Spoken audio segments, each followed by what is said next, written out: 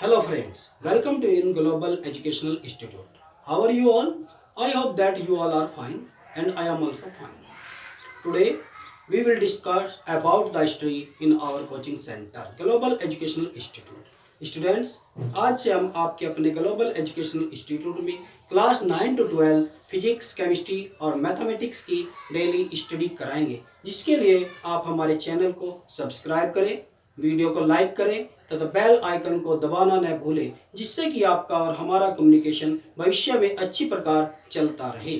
Thank you very much. Have a nice day. Hello friends, I am Dharmendra Dhiman और आप देख रहे हैं मेरा YouTube channel global educational institute. बच्चों, आज हम क्लास 12 के फर्स्ट चैप्टर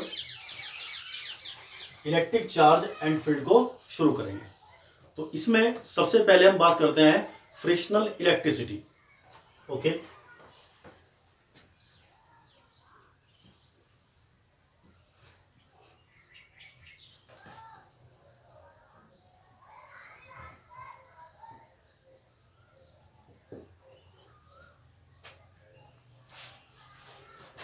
फ्रिक्शनल इलेक्ट्रिसिटी क्या होता है, आओ हम इसको विस्तार से समझें। स्टूडेंट्स, जब हम एक ग्लास रोड को किसी सिल्क के कपड़े के साथ रब करते हैं तो रब करने के बाद हम उस ग्लास रोड को कागज के छोटे छोटे पीस के नज़दीक लाते हैं तो हम देखते हैं कि वो ग्लास रोड कागज के छोटे छोटे टुकड़ों को अपने ऊपर चिपका लेती है, परंतु जब हम रब नहीं करते हैं तो वो नहीं चिपकाती है। रब करने के बाद ग्लास रोड के अंदर एक गुण आ जाता है, उस गुण के कारण वो स्मॉल पीसेस ऑफ पेपर को अपनी तरफ अट्रैक्ट कर लेती है। This property is known as frictional electricity.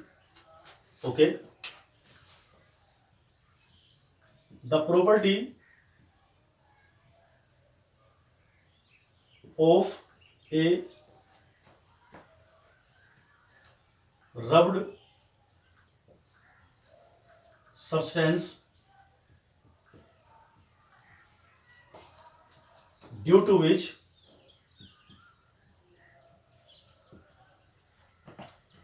it attracts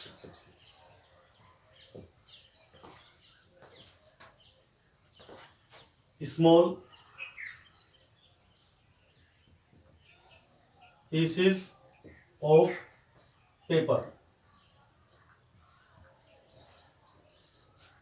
The property of a rubbed substance due to which it attracts small pieces of paper is called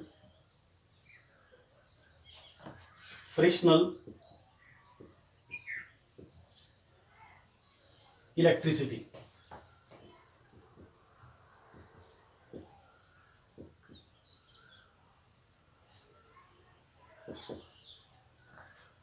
And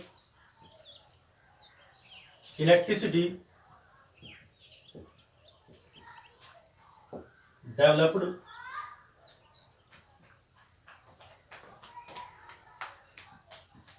due to friction is called frictional electricity.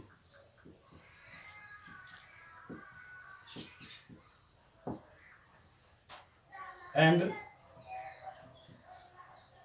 the substance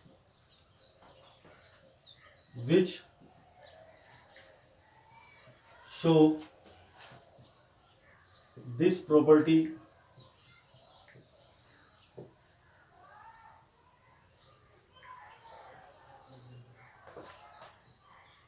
of attraction is called electrically charged. तो students, ये हमने जाना कि frictional electricity क्या होती है। अब हम अपने नेक्स्ट टॉपिक की तरफ चलते हैं, electric charge.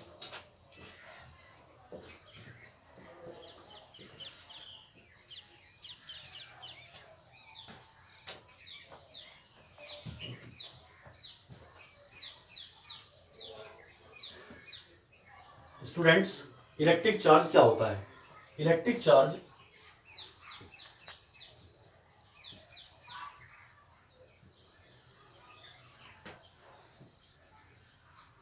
is an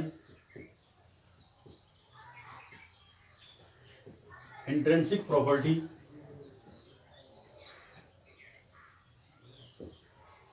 of elementary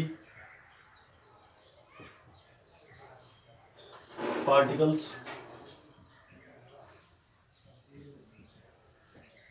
For example, electrons, protons of matter.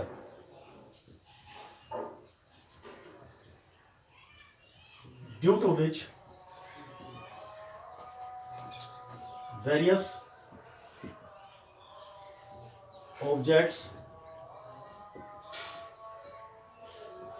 exerts electrostatic force to each other.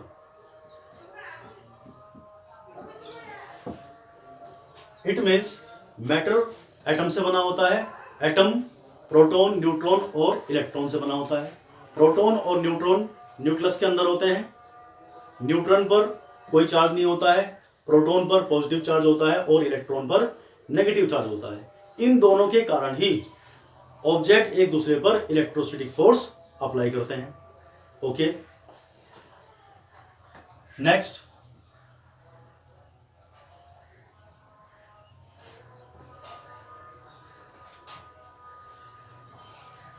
Basic charge.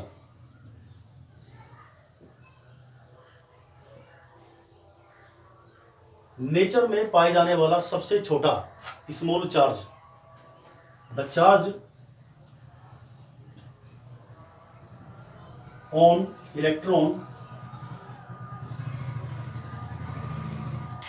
And proton is called basic charge, and we represent it by E. E is equal to 1.6 multiply 10 to the power minus 19 coulomb, where coulomb is unit of charge.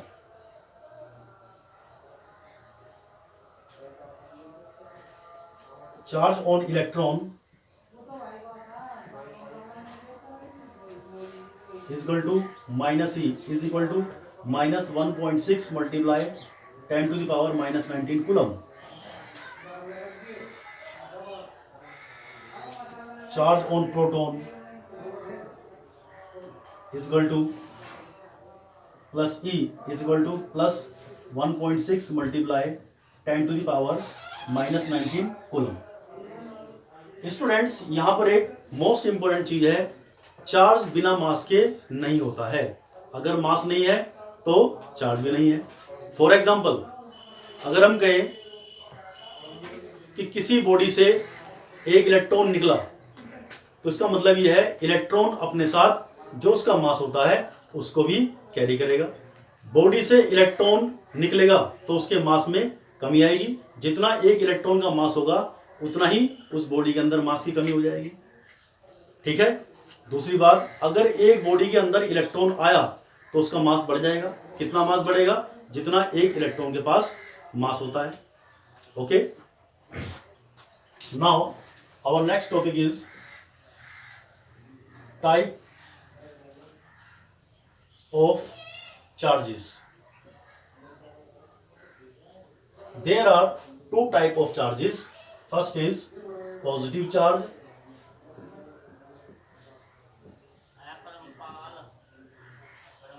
and second is negative charge.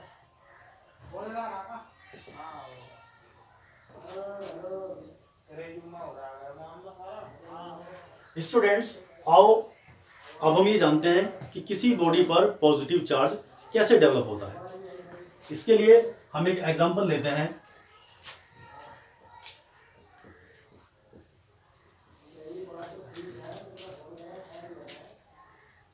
Students, atom के central part में proton और neutron होते हैं, उसके चारों तरफ orbit में electron motion करते हैं। जो इलेक्ट्रॉन न्यूक्लियस के बिल्कुल नजदीक होता है वो स्ट्रॉन्ग फोर्स के साथ बना हुआ होता है, और जो इलेक्ट्रॉन न्यूक्लियस से काफी दूर होता है वो वीक फोर्स के साथ बना हुआ होता है। अगर आउटर सेल में स्थित इलेक्ट्रॉन को हम थर्मल एनर्जी दे दें तो वो यहां से निकल करके मूव कर जाएगा। मूव करने के बाद क्या होगा? मूव करने के बाद ये होगा, हम जानते हैं किसी भी एटम के पास जितने पॉजिटिव चार्ज होते हैं उतने ही नेगेटिव चार्ज होंगे। जब यहां से एक इलेक्ट्रॉन निकल जाएगा तो प्रोटॉन की संख्या ज्यादा हो जाएगी, और चूंकि हम जानते हैं कि प्रोटॉन के पास पॉजिटिव चार्ज होता है तो इसलिए इस मैटर पर पॉजिटिव चार्ज डेवलप हो जाएगा। इसके लिए एक बिल्कुल सिंपल एग्जांपल है, charge developed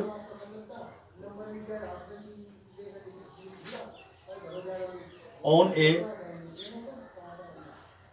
glass rod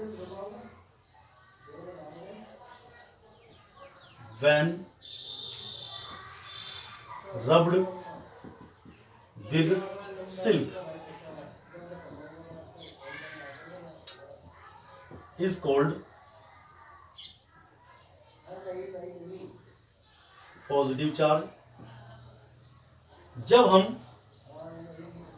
glass rod को सिल्क के कपड़े के साथ रब करते हैं तो रब करने से ग्लास रोड से इलेक्ट्रॉन निकल करके सिल्क के कपड़े के अंदर आ जाते हैं, तो इसलिए यहां पर पॉजिटिव चार्ज डेवलप होगा क्योंकि प्रोटॉन ज्यादा हो जाएंगे।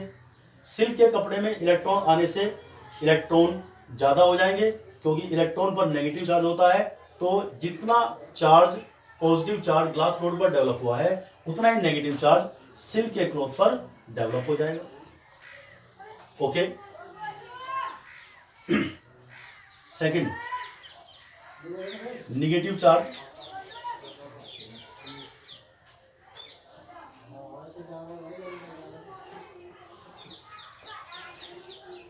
चार्ज डेवलप्ड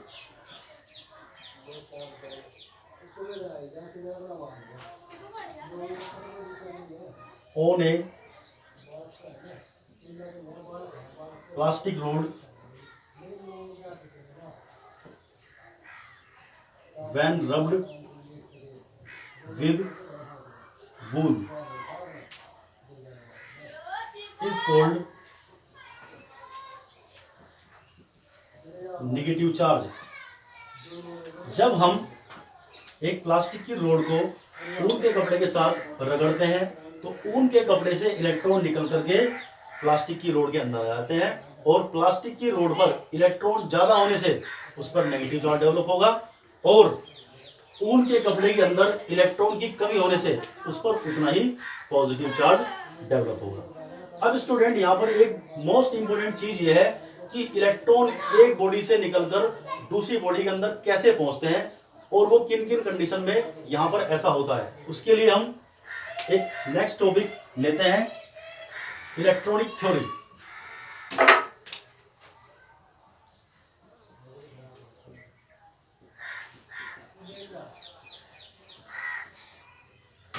सभी मैटर एटम के बने होते हैं। एटम के सेंट्रल पार्ट में एक न्यूक्लियस होता है, न्यूक्लियस के अंदर प्रोटॉन और न्यूट्रॉन होते हैं। न्यूट्रॉन पर कोई चार्ज नहीं पाया जाता है, प्रोटॉन पर पॉजिटिव चार्ज पाया जाता है, और इलेक्ट्रॉन इस न्यूक्लियस के चारों ओर सेल्स में या ऑर्बिट्स में मूव करते हैं। जो इलेक्ट्रॉन न्यूक्लियस के नज़दीक होते हैं वो स्ट्रॉन्ग फोर्स के साथ बंधे होते हैं, और जो इलेक्ट्रॉन आउटर सेल में होते हैं वो वीक फोर्स के साथ बाउंड होते हैं, बंधे होते हैं।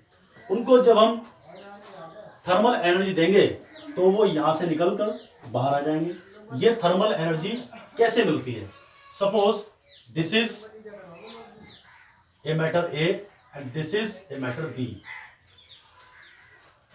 जब हम एक मैटर सपोज ए है और एक मैटर बी है, जब हम इनको आपस में रब करते हैं तो सपोज मान लीजिए कि मैटर ए से इलेक्ट्रॉन निकल करके बी में आ गए, या आप ऐसे भी मान सकते हैं कि मैटर बी से निकल करके इलेक्ट्रॉन्स मैटर ए में आ गए।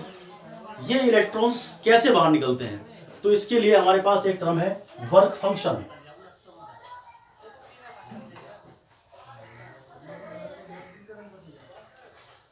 वर्क फंक्शन मीन्स किसी भी मटेरियल में एटम के आउटर सेल्स में इलेक्ट्रॉन को बाहर निकालने के लिए जितनी मिनिमम एनर्जी चाहिए होती है उसको उस मटेरियल का, उस मैटर का वर्क फंक्शन कहते हैं।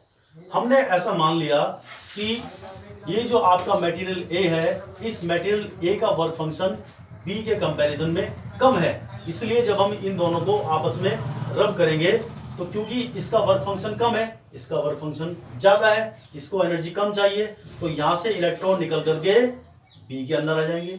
अब क्या होगा, जब यहां से इलेक्ट्रॉन निकल करके बी के अंदर आ गए तो ए में इलेक्ट्रॉन कम हो गए, इट मीन्स प्रोटॉन ज्यादा हो गए, तो इसलिए इस पर पॉजिटिव चार्ज डेवलप होगा।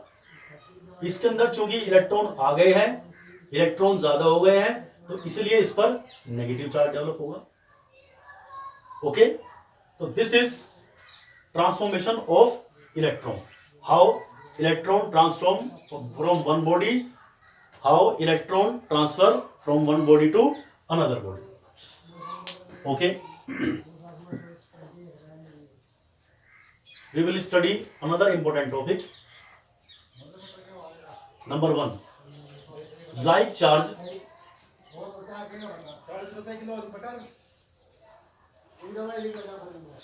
repel each other. दो एक जैसे चार्ज हमेशा एक दूसरे को रिपेल करते हैं। Suppose this is a glass rod और हमने इसके ऊपर पॉजिटिव चार्ज डेवलप कर दिया है। Suppose this is a glass rod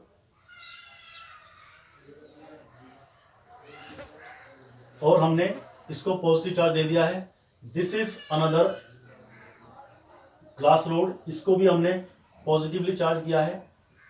जब हम इन दोनों को एक दूसरे के नजदीक लटकाते हैं तो हम ये देखते हैं कि ये इसको इधर चल कर देती है और ये इसको इधर कर देती है। इट मीन्स ये एक दूसरे के नजदीक आना पसंद नहीं करते हैं, एक दूसरे से दूर चले जाते हैं। तो इससे ये बात सिद्ध होती है कि एक जैसे चार्ज हमेशा एक दूसरे को रिपेल करते हैं। Second, unlike charge attract each other. दो विपरीत चार्ज एक दूसरे को हमेशा अट्रैक्ट करते हैं। For example, let this is A positively charge glass rod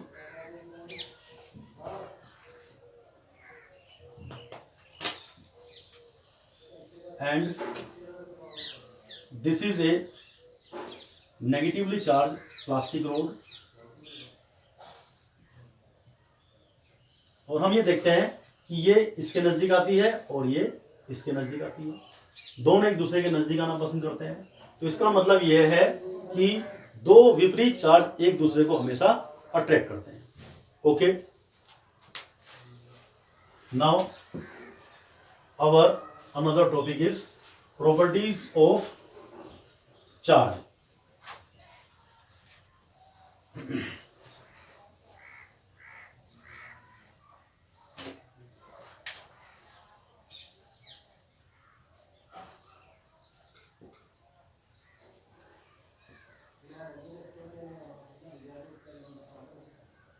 First property is additivity।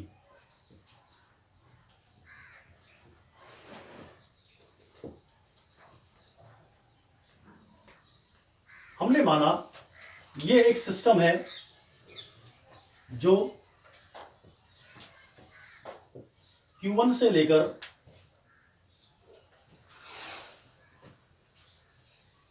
Qn charges से बना हुआ है। तो इस पूरे सिस्टम का चार्ज हम कैसे निकालेंगे, तो उसके लिए हम क्या करते हैं, the net charge of a system is, इन सबको ऐड कर देंगे। जैसे हम स्केलर नंबर को ऐड करते हैं, ठीक उसी प्रकार से हम इन सभी चार्जेस को ऐड करके इस पूरे सिस्टम का टोटल चार्ज कैलकुलेट कर लेंगे। Number 2, quantisation.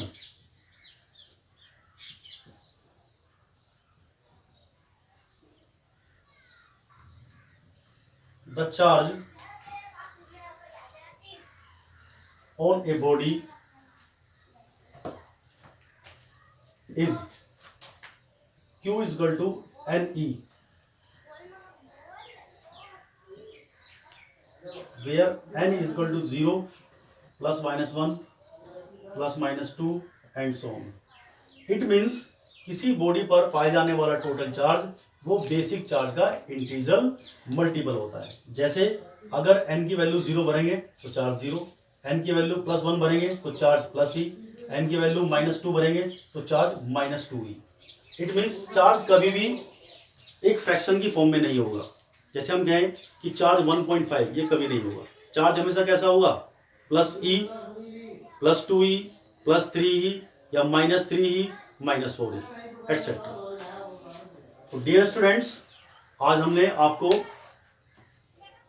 Friction electricity charge क्या होता है, ये कितने टाइप का होता है और इसकी कौन कौन सी प्रॉपर्टी होती है। अगर आपको मेरी ये वीडियो पसंद आए तो आप लाइक कीजिए और चैनल को सब्सक्राइब कीजिए। Thank you, have a nice day.